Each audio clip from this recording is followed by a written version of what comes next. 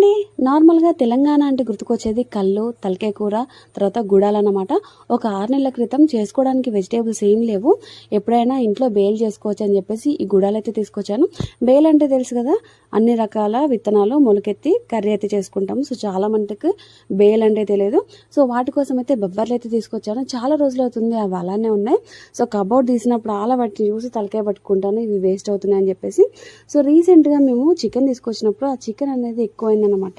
So వేరే వాళ్ళు లంచ్కి వస్తా అన్నారు, రాలేదు. అందులో కొద్దిగా చికెన్ అయితే తీసేసి ఫ్రిడ్జ్లో పెట్టాను అనమాట. తర్వాత నాకు ఈ గుడాలు గుర్తుకొచ్చాయి. సో చికెన్ గుడాలు అయితే చాలా ఫేమస్ కదా అని చెప్పేసి ఇలా చికెన్ గుడాలు అయితే ప్రిపేర్ చేశాను అనమాట. ఇవి చూడగానే మెయిన్గా ఇంట్లో జరిగే ఫంక్షన్స్ గుర్తుకొచ్చాయన్నమాట. సో మా ఇండ్లలో ఏదైనా ఫంక్షన్ అయితే మెయిన్గా చికెన్ గుడాలే ఉంటాయి అన్నమాట.